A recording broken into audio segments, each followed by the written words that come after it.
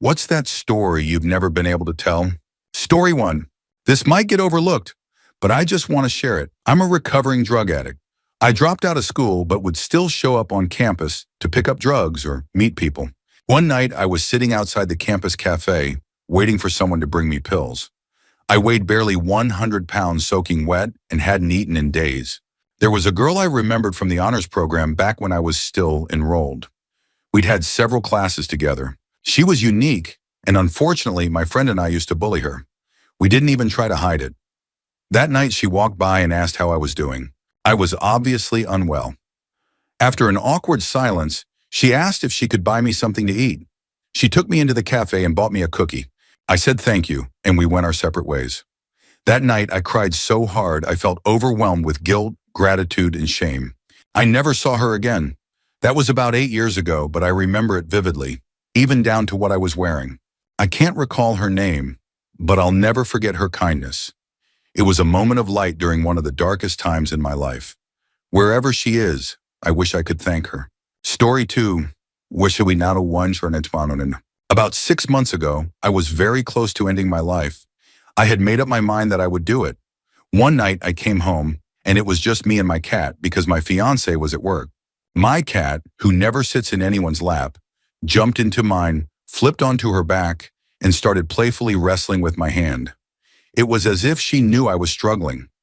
I broke down and cried for hours. When my fiance came home, she didn't know what had happened.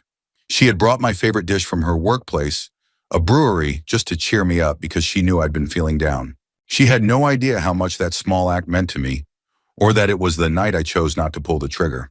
I just want to add something for anyone reading this. You're not alone. If you ever feel the way I did, please talk to someone. It can be me, the SUIC hotline, or anyone who will listen. The world is a better place with you in it. Stay strong. Story 3.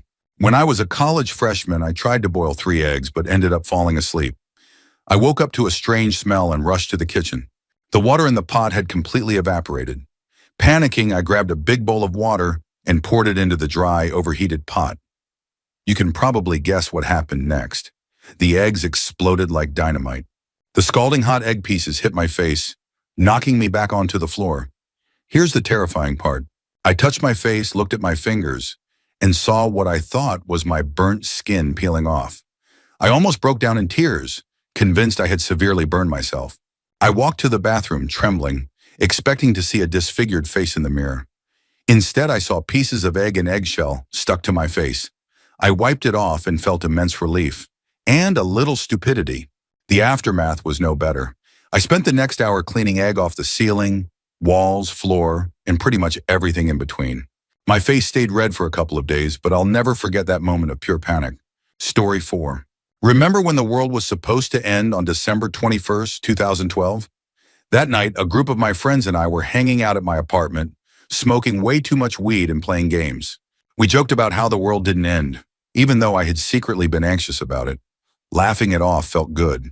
As the sun began to set, we stepped out onto my balcony to smoke a cigarette. Suddenly, an enormous explosion echoed through the air, and the sky flashed lime green. We all froze.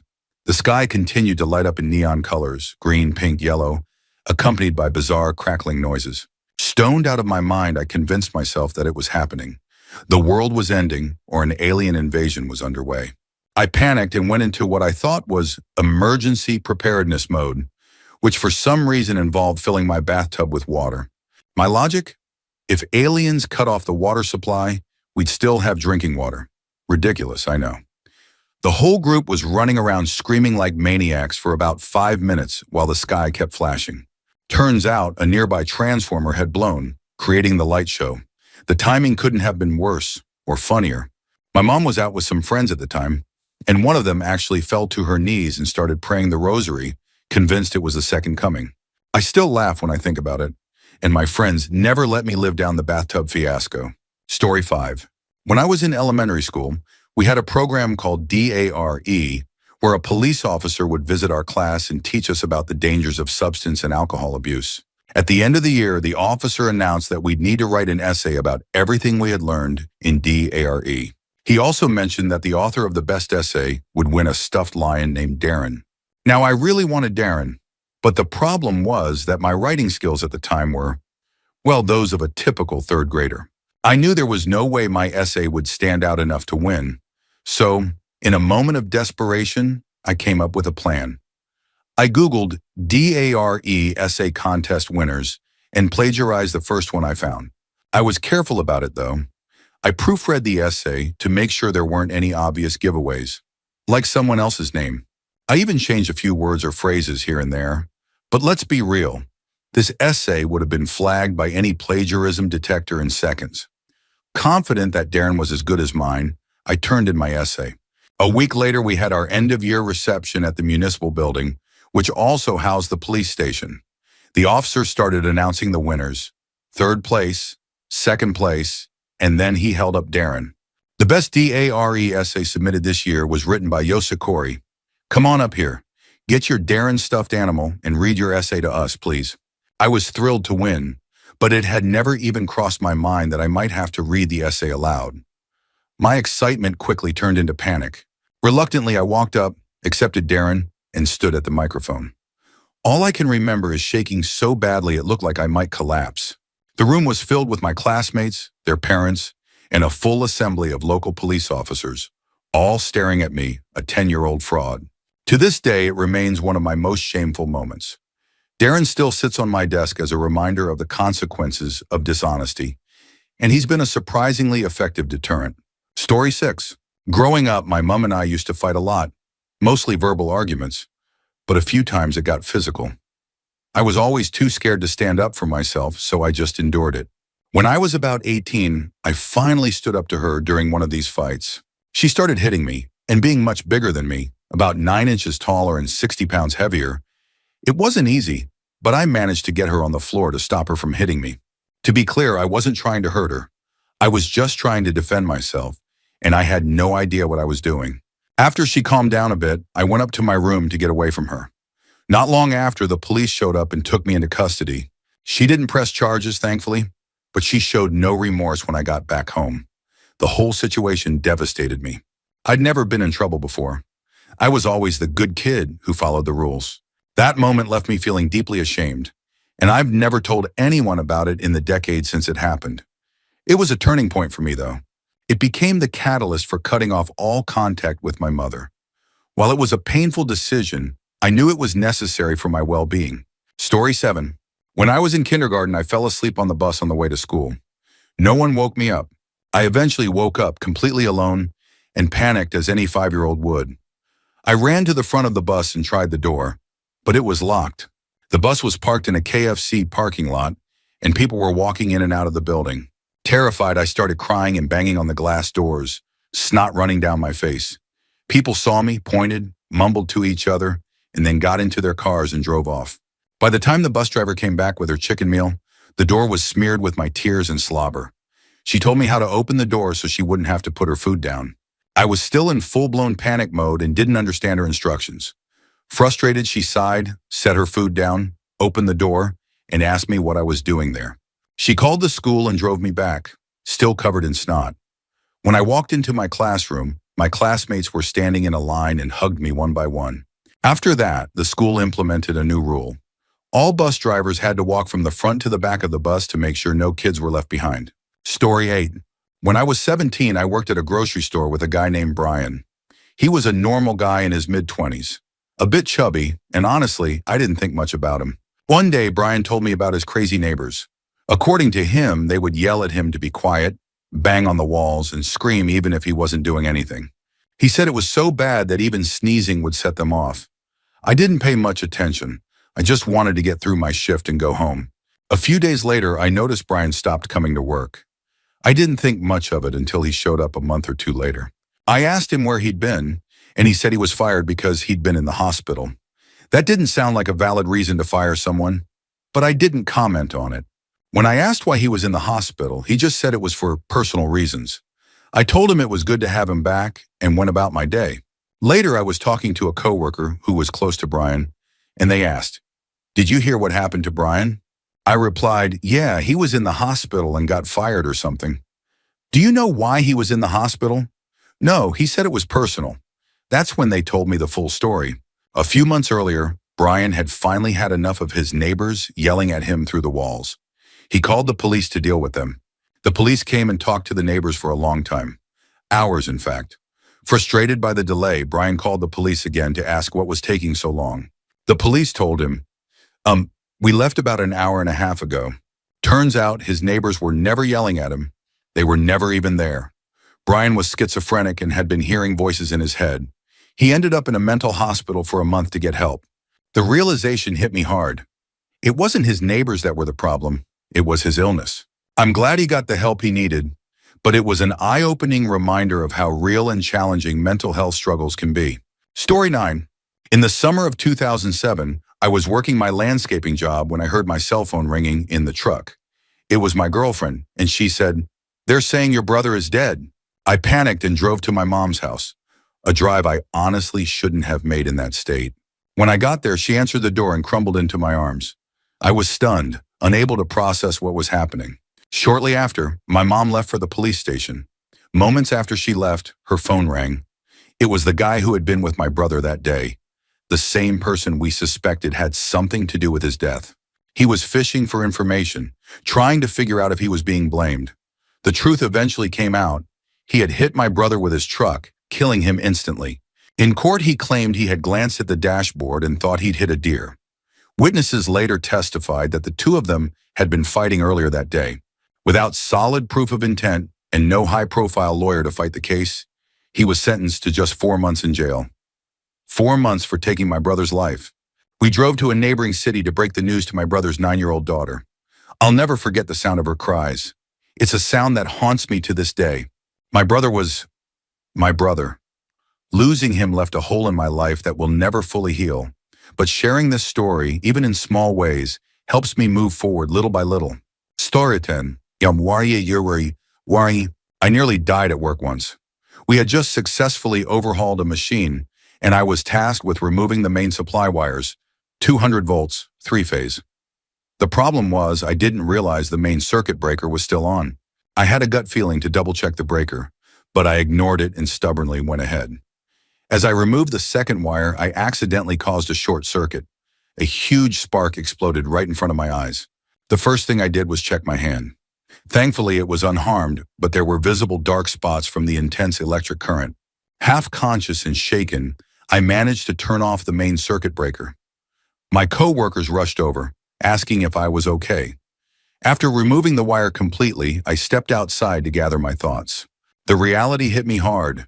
If those wires had made contact with me, I could have suffered severe burns, lost a limb, or even died from electrocution. The lesson was clear. Always be careful and always trust your gut feeling. Story 11. I've been itching to share this story and finally found the right place. I call it The Inconvenient Man. I own a small grocery store in a quiet town. There's a man who comes in about once a week, an immigrant, either Thai or Indonesian, I'm not sure. He always wears the same outfit, a farmer's hat, an unzipped jacket, shorts, and flip-flops. Underneath his jacket, he carries a small sling bag, and inside it, he has a phone and a wallet. The wallet, for some reason, is almost the same size as the sling bag. Every time he wants to pay, he has to take out the wallet. But because it's so big, he struggles to pull it out. He ends up having to undo his sling bag completely to make it easier. Since his sling bag is under his jacket, he has to take off both the jacket and his hat before he can even access the bag. After paying, he puts everything back on: the jacket, the hat, the sling bag. The process repeats every single time. To make matters worse, his money is randomly scattered in different compartments in the wallet. A few $1, $2, $5, or $10 bills in one compartment, then more in another. It's completely disorganized. Watching him dig through his wallet every time is infuriating. And here's the kicker. He doesn't buy everything at once. He'll pay for one item, leave the store, then come back a few seconds later for another item, repeating the whole process. One time it took him almost an hour to pay for 3 items. I swear he's the most inconvenient customer I've ever had. But somehow I can't help but marvel at the chaos of his routine every time he shows up. Story 12. I'm a teacher in training, and the children I work with are in a separate class from the main school due to their unique educational needs. On my first day, I spoke with the main teacher about how to best interact with the students to keep everyone calm and happy. During the conversation, we discussed one particular student. Let's call him Bruce. Bruce is the sweetest little boy, always wanting to cuddle and getting attached to people easily. However, he struggles with forming friendships within the class, which made me feel sorry for him. Naturally, I ended up spending a lot of time with him. One thing about Bruce is that when he gets attached to someone, he stands very close, his body pressed against yours, and looks directly into your eyes while you talk. At first, it made me feel a little uneasy, but I didn't want him to feel rejected or unwanted, so I let it slide. As I was talking to the other teacher about Bruce, she casually mentioned that he's the only student who scares her a little. Surprised, I asked why. She explained that Bruce was no longer allowed to have pets. When I asked why again, she told me that when he was younger, he had squeezed his hamster to death with his tiny hands, and apparently he enjoyed it. I was stunned. While I don't want to be judgmental, I can't help but feel uneasy about Bruce now. His attachment issues, combined with his indifference to taking a life, seem like a troubling mix. Story 13. I haven't shared this story much because it's so strange, but here it goes. When I worked the night shift as a CNA at an assisted living facility, one of the residents had a particularly unsettling week. One night during my midnight rounds, she came rushing out of her room holding a cross and looking pale as a ghost. I asked if she'd had a nightmare, and she replied, "There's a man in my room telling me to get out of his room." I peeked inside, but her room was empty. I assumed she was dreaming and let her walk around with me for the rest of the night to help her feel safe. The next night was even more bizarre. Around 2 a.m., my pager alerted me that the front door alarm had gone off. All the doors were supposed to be locked, so I rushed to the front to investigate. There she was, standing with the door wide open, looking up at the sky. I asked her what she was doing, and she replied, "Death is coming for X. I have to let him in." For several days after that, she kept talking about the angry man in her room. She said he yelled at her, kept her up all night, and even threw things on the floor. Finally, my curiosity got the best of me, and I asked, "X, what does the man look like?" Her description made my heart sink. She perfectly described the man who had lived in that room before her, the one who had passed away there. He had a reputation for being territorial and not liking anyone in his space. I nervously asked, "Did he ever tell you his name?" She looked at me and said, "It's X." She had no way of knowing his name, but she got it exactly right. I later asked my coworkers if anyone had mentioned the previous resident to her, but everyone denied saying anything. Her family eventually asked for her to be moved to a different room, and her nightmares stopped immediately. Another resident moved into the room after her and never reported any issues. I've had plenty of bizarre experiences working at that facility, but nothing has ever topped that one. Story 14. A few years ago, my best friend confided in me that her 6-year-old daughter had told her that the child's father, her ex, had touched her. They were just weeks away from their second custody hearing, and my friend was terrified to report it to CPS. She feared they'd think she was lying to gain an advantage in court. On top of that, he was an abusive man with dozens of guns, and she was deeply afraid of what he might do. As a mandated reporter, I had no choice. I told her that if she didn't report it, I would have to. She begged me not to, but eventually she understood I had no other option. Reluctantly, I made the call. 3 weeks later, the night before their custody trial, she was shot dead in the parking lot where she worked. Her ex was arrested and charged with her murder. Only the detectives knew that I had made that report to CPS. I couldn't bring myself to tell her family or anyone else. To this day, it haunts me. I know I did the right thing, that I had a legal and moral obligation to report it. I also know that her ex might have done the same thing regardless of the accusation, but none of that stops me from wondering how things might have been different if she hadn't confided in me. I miss her every single day, and I wish I could tell her how sorry I am. Story 15. I've shared this on Reddit before, but never in person. I was at a water park with a girl I had a huge crush on and some mutual friends. I'm not a big fan of rides, but she had been trying to convince me to go on one all day. Eventually, I gave in and agreed to try this intense-looking slide. It was a 2-person ride where you sit on a big inflatable raft together. Naturally, I got paired with her. We climbed into the inflatable, which had little handles to hold on to. When the slide started, it was way faster than I expected. I panicked, accidentally let go of one of the handles, and when I reached out to grab it again, I ended up grabbing her hand instead. I was mortified, but she just smiled and placed her other hand on top of mine. I guess she thought I was scared. which honestly, I kind of was. It was embarrassing, but it also felt nice. 6 months later, she became my first kiss, and we're still close friends today. Story 16. About 10 or 12 years ago, I started getting this strange feeling that the fire alarm in my apartment building was going to go off. At first, it was just a small tickle at the back of my brain, easy to ignore. But over the days and weeks, that feeling grew stronger, turning into a full-blown nagging thought I couldn't shake. One day, I got home from work, and the feeling was overwhelming. Pack your things. The fire alarm's going to go off. It was so strong that I said, screw it, and packed up all my important paperwork, medicines, extra clothes, and anything else I'd need in case of an emergency. Then I just sat there waiting, feeling ridiculous. Half an hour later, the building's fire alarm actually went off. I grabbed the bags I'd packed and went outside. Fire trucks showed up quickly, and it turned out a resident in the other tower had just moved in that day. They'd burned their dinner, and instead of opening a window, they opened their door, letting the smoke into the hallway and setting off the alarm. The thing that still baffles me is, how did I know? I'd had this feeling for 6 weeks, and this person had only moved in that afternoon. It's one of those moments that still gives me chills when I think about it. Story 17. This is a story of a miraculous escape of a little perch. I was ice fishing next to my parents' cottage on a lake in Finland. It was a warm spring day, and the sun was shining. I caught many little perch fish when, suddenly, the line snapped and broke. At the time, I guessed that the sharp edge of the ice had cut the line.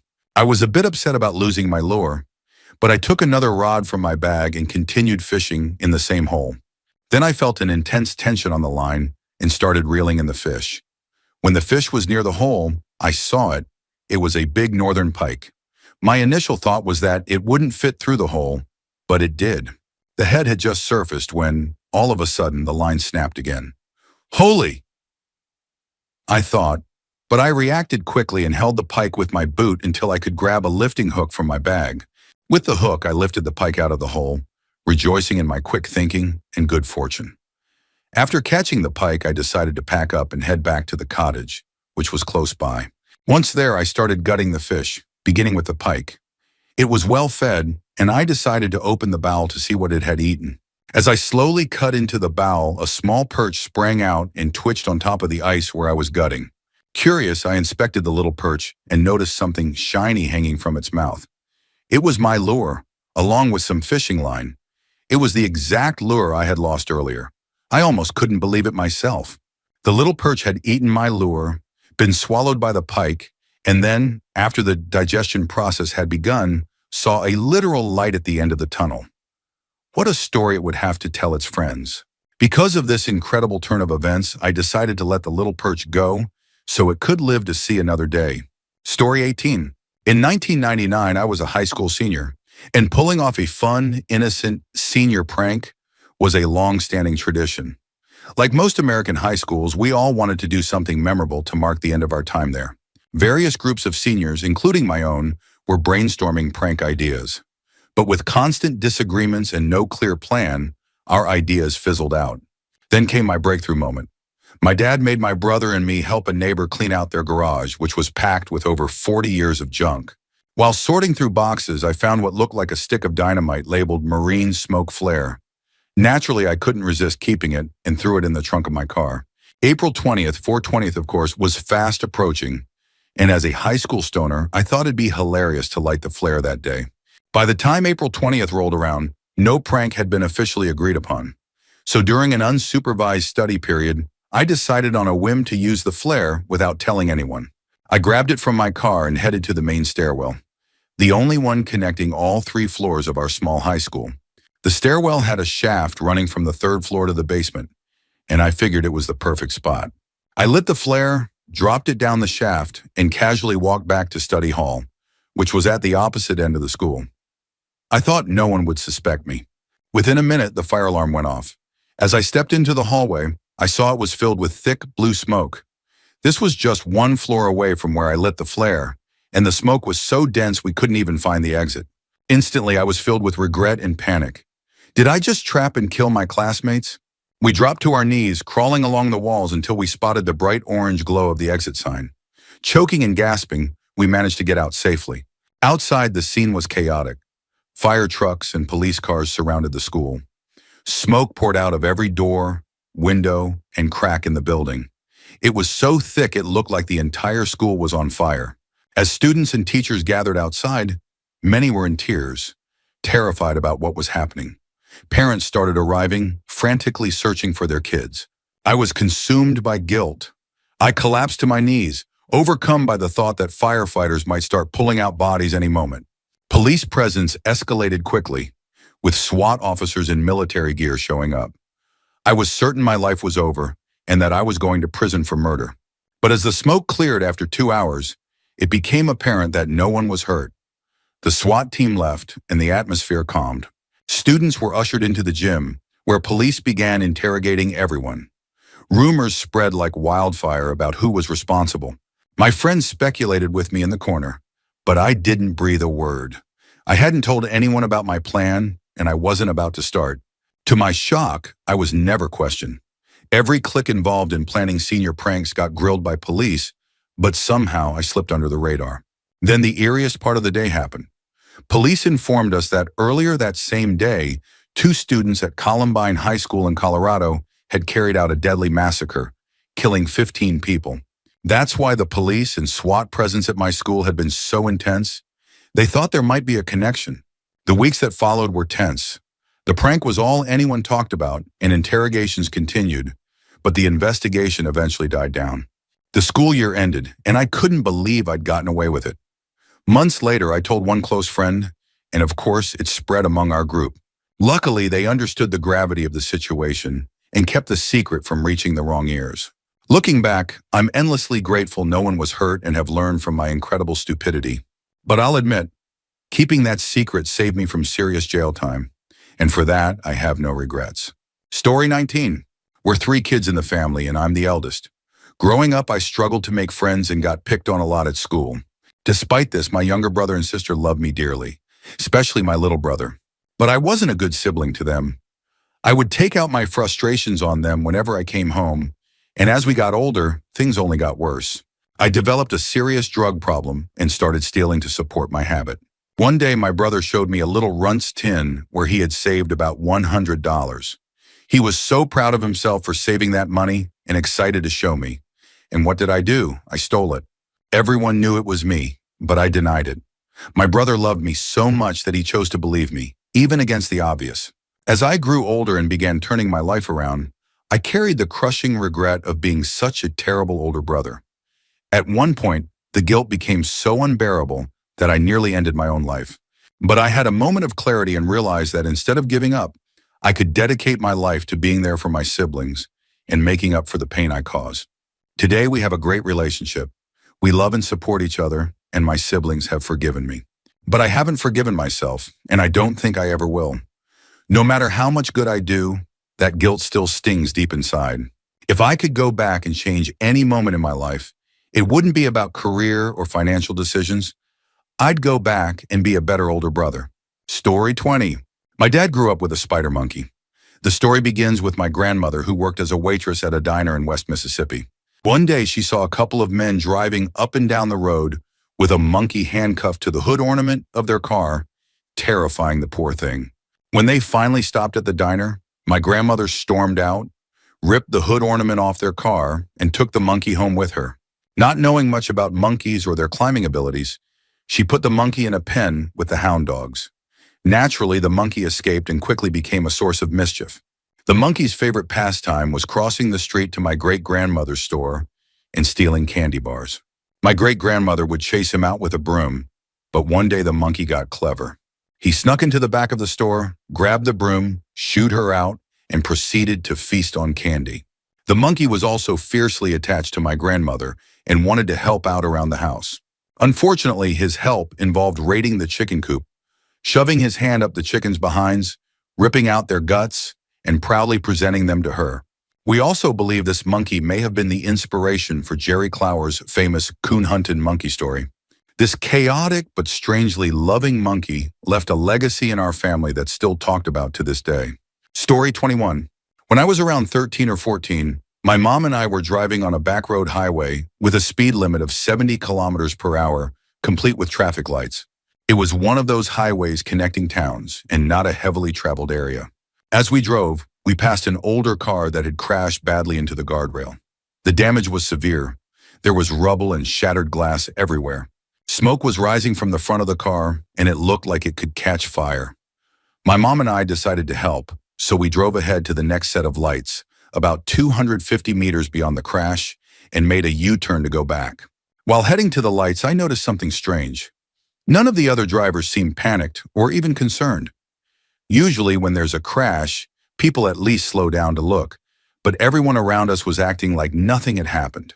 When we turned around and drove back, the scene was gone, completely gone. The car wasn't there, the rubble and shattered glass were gone, and the air where smoke had been rising was now clear. Even the guardrail that the car had crashed into showed no signs of damage. My mom and I stared at each other in shock, trying to process what had just happened.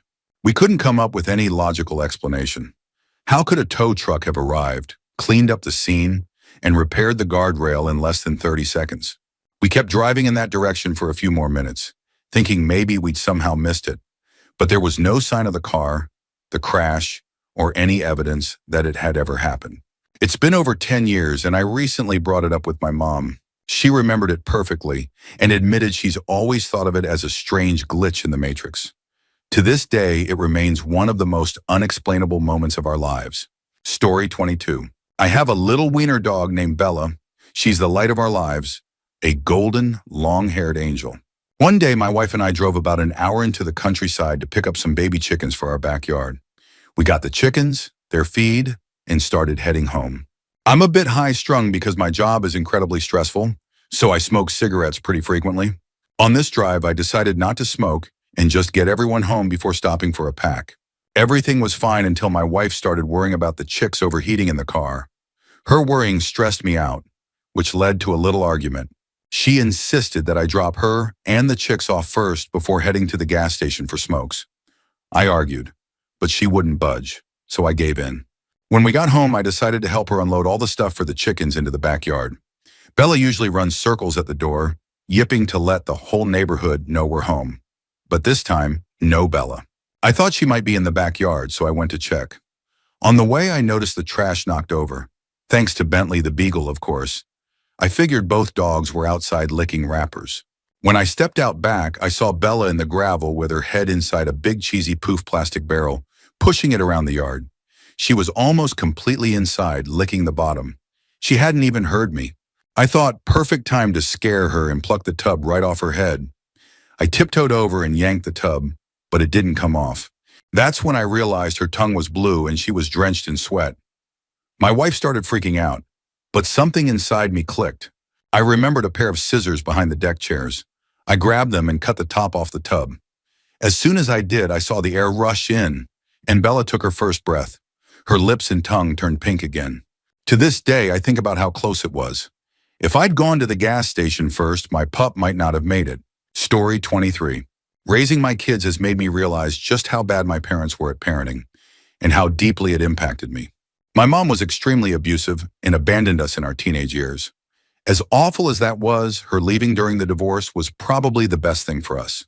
The lies and stealing from us while she was doing it, though, were traumatizing. She left my dad for a rich guy, took him for everything in the divorce, and married an even wealthier, somewhat powerful man. She's essentially slept her way to the top. My dad, on the other hand, was a good guy, but to a fault. He never stood up to my mother's abuse. I think she wore him down over the years until he had little self-esteem left. He was so afraid of seeing us fail that he never encouraged us to try new things. He certainly didn't push us in the things we were interested in. For example, he told me not to try out for wrestling or football, because the more experienced players would just beat me up. I ended up becoming a starter in both sports. He never talked to me about college or asked if I was interested. With my kids, I'm trying to be the opposite. I take my son to college baseball games whenever we can. It's not because baseball is a shared interest, but because I want him to see what college campuses are like. I want him to see the atmosphere, the people, the opportunities. I want him to feel like college isn't some faraway dream, but a realistic next step if he wants it to be. For me, college might as well have been on another planet. I want my kids to know that their potential is limitless, something I never felt growing up. Story 24. I mostly believe the universe is random and chaotic, but sometimes things happen that make me think there's some kind of order or fate to it all. I used to foster for a corgi rescue, and one night I was taking care of a dog who was staying with me before being transported across state lines to another foster home. She was also going to be listed on the rescue's website to find a permanent home. When she left the next morning, I felt uneasy about it. I kept telling myself she'd do great with another family, and I needed to let it go. At the time, I was thinking about getting a second dog, but wasn't entirely sure I was ready. A week later, I couldn't stop thinking about her. I emailed the rescue coordinator to ask if she'd been adopted since I noticed she wasn't listed on the rescue site. The coordinator told me she'd completely forgotten to create the dog's profile, so she was still available. That's how I ended up with my second corgi. Another time, I was working a job where I left the office promptly at the end of my shift every day. As far as I was concerned, they got my 8 hours, and that was that. But one day I got held up helping someone with some extra work and left about 5 minutes late. On my way home, I got stopped by a passing train, which annoyed me at first. When I finally got to the highway turnoff I usually take, I saw a massive car wreck that had clearly happened less than 10 minutes earlier. There was only a short line of cars backed up, and emergency workers hadn't arrived yet. If I hadn't been delayed at work and then stuck behind that train, I might have been in that accident. Those moments remind me that, chaotic or not, sometimes things seem to align for reasons we don't always understand. Story 25. I was a teenage mom trying to finish high school while raising my daughter. I was looking for a job but couldn't find one that offered a flexible enough schedule to allow me to keep going to school. One day, a former middle school teacher offered to help. He said he could hook me up with a job through his cousin, and when she didn't have work for me, he'd find something else. Up until that point, I thought of him as a kind older man who just wanted to help. But he raped me. He threatened to take my daughter away and kill my family if I told anyone. The worst part was how normal he acted afterward. He drove me home, handed money to my mom as payment, and even thanked her for letting me work with him. This happened at least 3 times until my dad helped me escape. To this day, I've only ever told my dad and my husband. My mom still idolizes that man, calling him a great person. She was even mad when he came around looking for me after I stopped working for him. Deep down, I can't help but feel like she knew what was happening and chose to ignore it because of the money he gave her.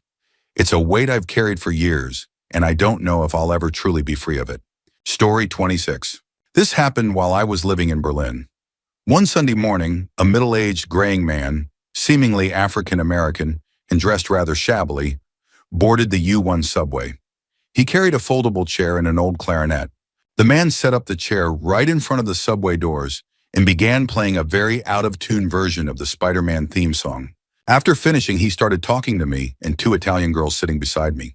He claimed to be a former math professor at MIT who had left his job to travel the world and warn people about an imminent catastrophe involving nuclear reactors in the Northern Hemisphere about to go off anytime soon, and no one is doing anything about it. I was both amused and intrigued. The conversation shifted when he asked me about myself, and I mentioned I was a computer science student. He then asked me to name some computer science books I thought he might know.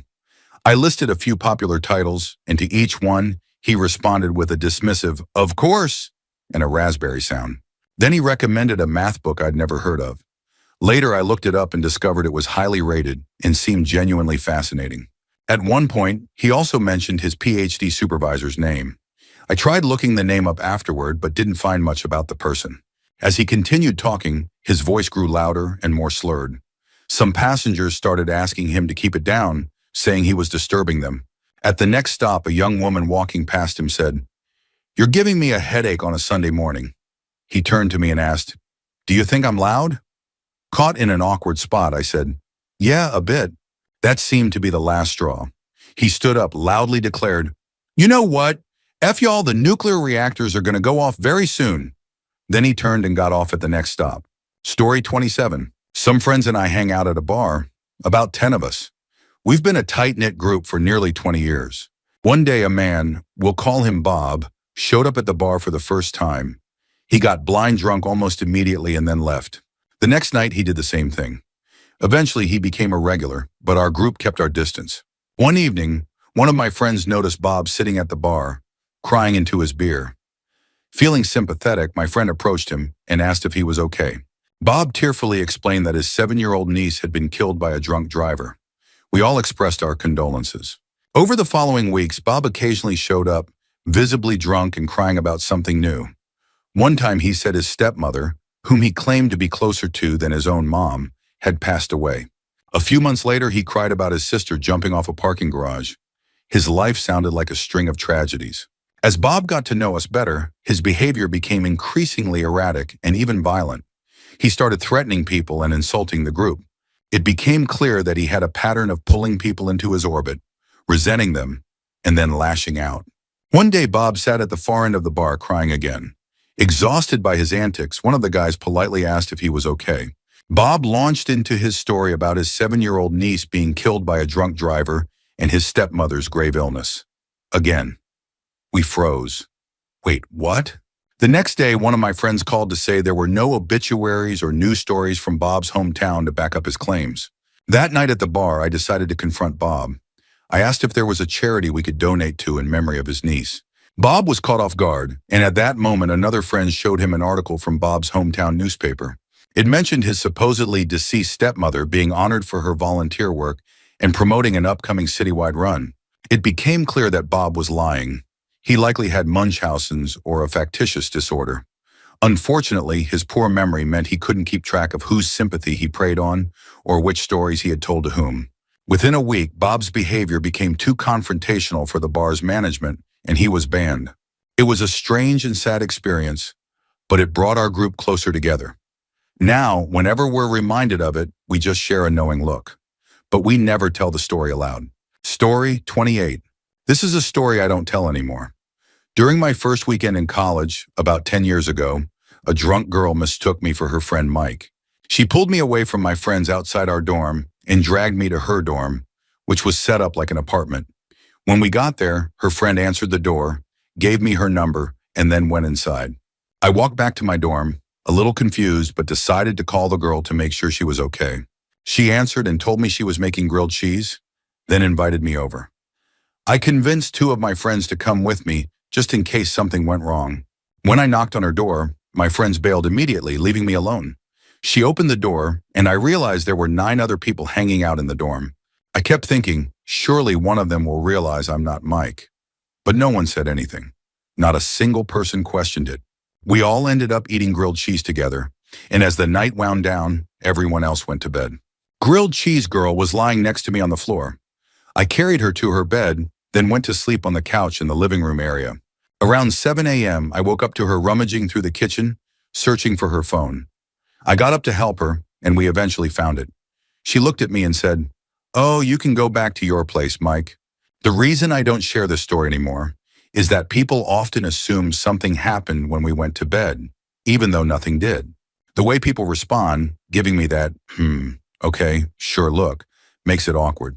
So now Grilled Cheese Girl is retired, and I stick to other stories. Story 29. A few years ago, I went through a period of frequent dreaming where I started becoming more aware of my dreams and learned to manipulate them. I even began talking to the people in my dreams, knowing they weren't real. One night, I was having a typical dream of chatting with strangers on the street when I suddenly asked one of them what time it was.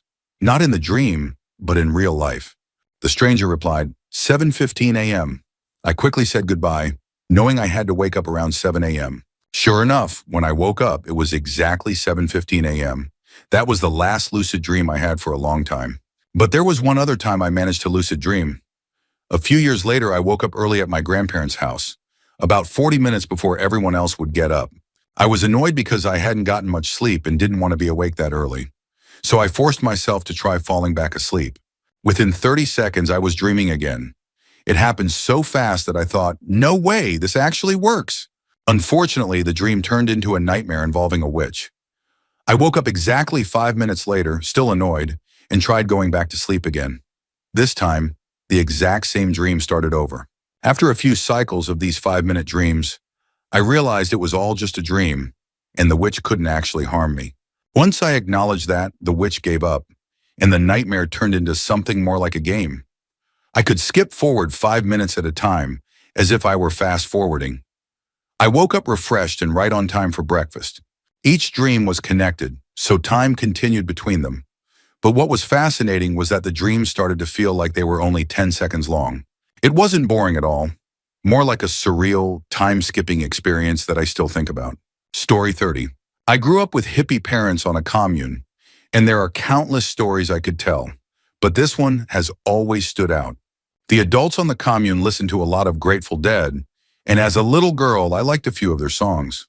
My favorite was Ripple, which I decided was about a beautiful sea monster.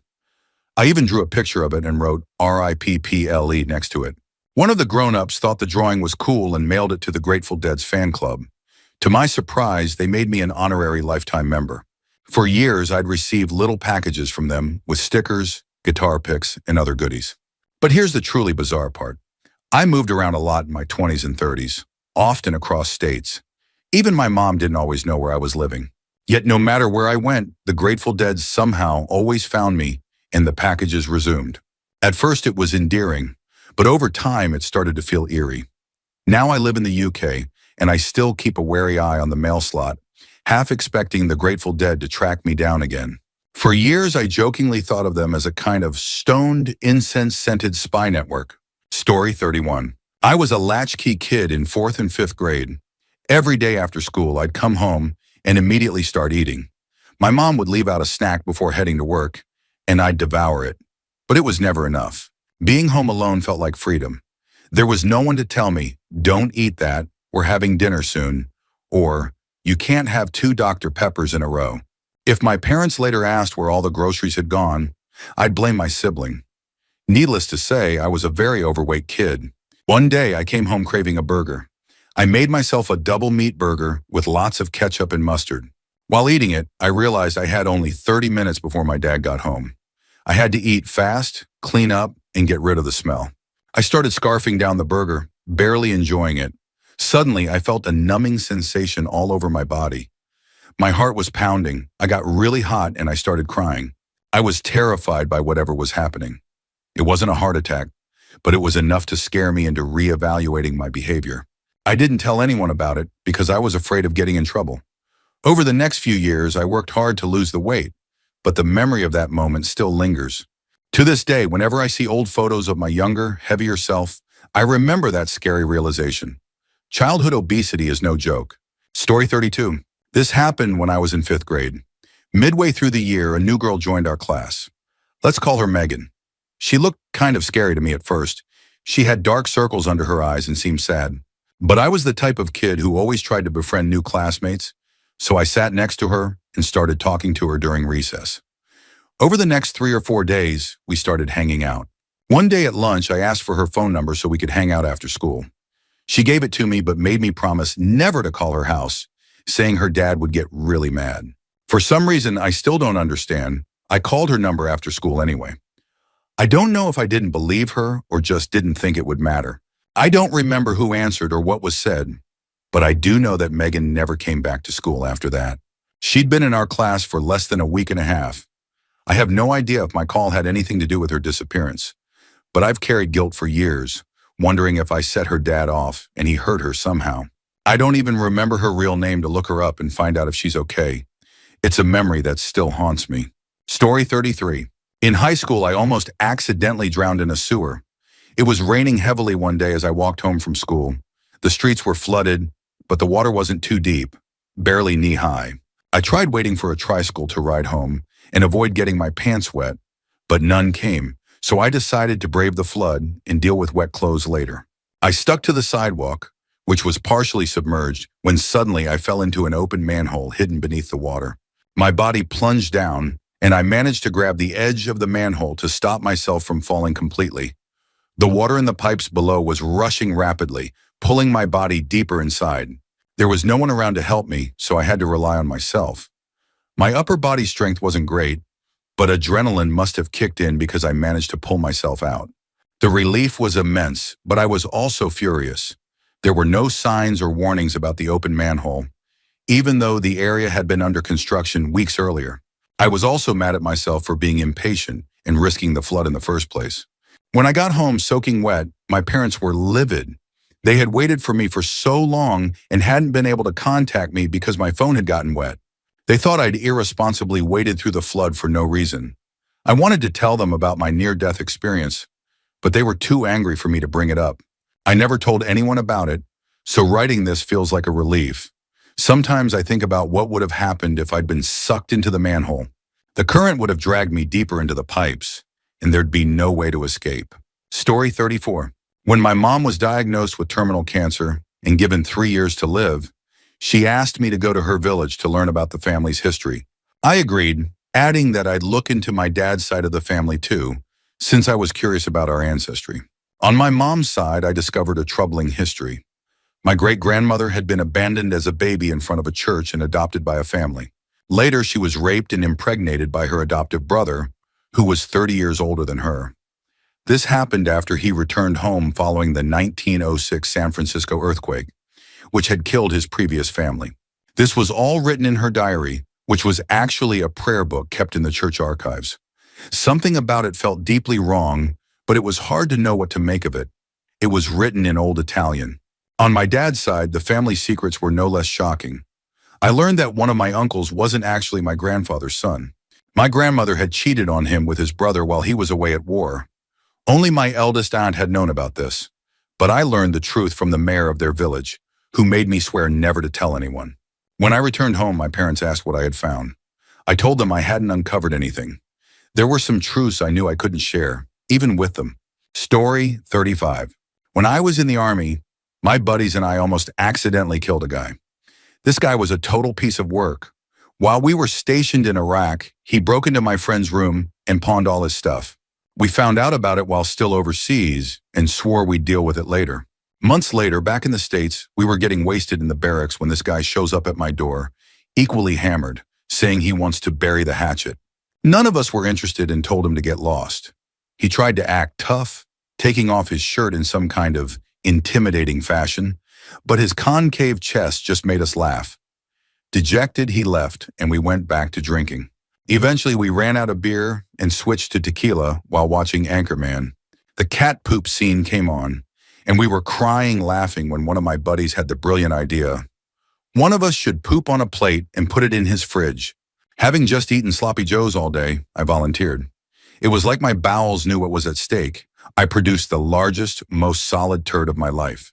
I brought it to the kitchen and handed it to my buddy, who immediately dropped it and vomited. I had to pick it up with paper towels.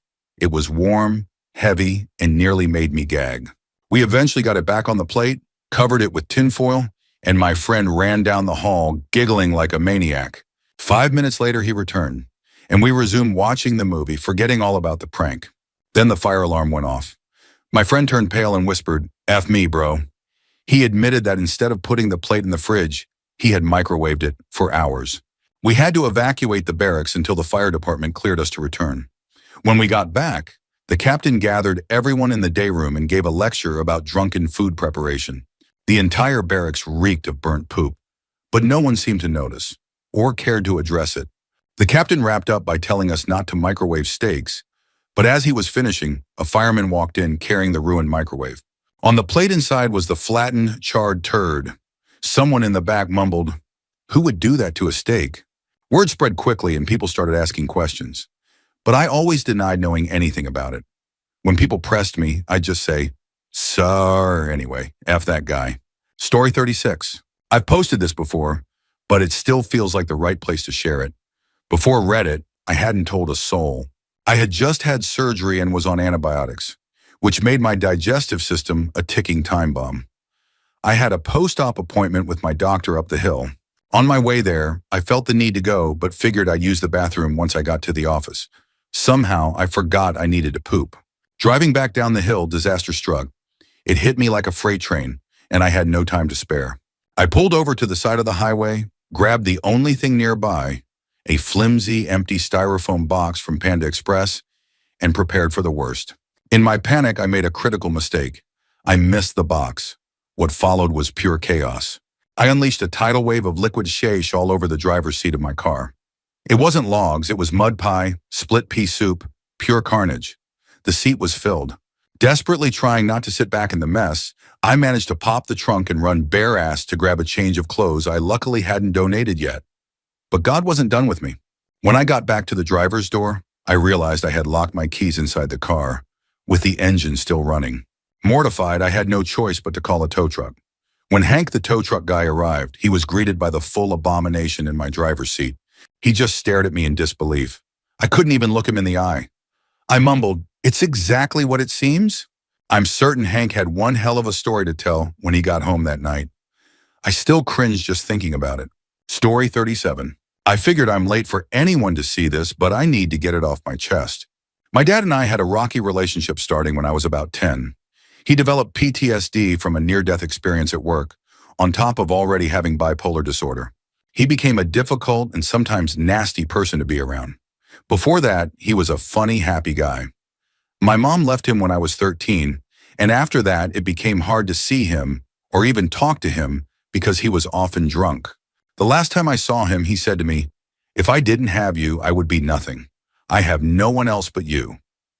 We texted a few times after that, but every single conversation ended in an argument. Eventually, I stopped trying. The last text I sent him was on April 18th, 2015. It ended in another argument, and I didn't message back. I thought he needed to step up and apologize for once. In late May, my mom sent him a photo of me at my school formal, but he didn't reply. The longer he stayed silent, the angrier I became. Everyone around me kept saying, "He's the parent, he should message you." And I clung to that. I could have just stopped being stubborn and sent him a message, but I didn't. Weeks turned into months. By August, I still hadn't spoken to him. Around that time, my childhood home burned down. It wasn't related, but it hit me hard. I felt like I was losing my entire childhood. I thought about texting my dad, but convinced myself he wouldn't reply. A week later, my cousin messaged me saying her dad, my uncle, needed to call me. I assumed it was family drama and gave her my number. When my uncle called, I walked into the kitchen to take the call, and as I passed through the door, a bright light flashed in my face. Something I'd seen a few times before, but couldn't explain. I didn't think much of it. When I answered the call, I heard my uncle's shaky voice. He said, "It's your dad. He's dead. He's dead. He committed suicide. I'm so sorry, honey." I don't remember my reaction the same way my mom does. She says I screamed and broke down sobbing. I remember falling to the floor covered in dog hair, asking questions. Was there a note? How did he do it? My uncle said there was a note with a page specifically for me and told me he had been found sitting in his chair. That's how I wanted to remember him. But my mom wasn't satisfied with what my uncle said. She demanded all the details, then told me everything. He hadn't been in his chair. He was hanging from the manhole in his hallway, using his favorite blue and yellow robe. His note ended with, "May God have mercy on my soul," dated May 4th, 2015, Star Wars Day. The worst part was that the first 5 pages of the note were written on April 18th, the day of our last argument. I can only talk about it when I'm drunk, how my dad would have liked. But the only thing I can manage to say is, why would my dad do that to me? My mom often says she should have knocked on his door that one time we drove to his house and didn't see his car, but I was terrified of making him angry. She also manipulated me into giving her the majority of his estate, claiming it was what he would have wanted. I didn't care about the money, but it felt wrong. Most people in my life know my dad killed himself when I was 17. They know he wasn't found for months. They know I still struggle with it, but they don't know what happened leading up to August 15, 2015. And they'll never understand why "May the 4th be with you" makes my skin crawl. It wasn't just Star Wars Day. It was the day I didn't send a simple message that might have saved him.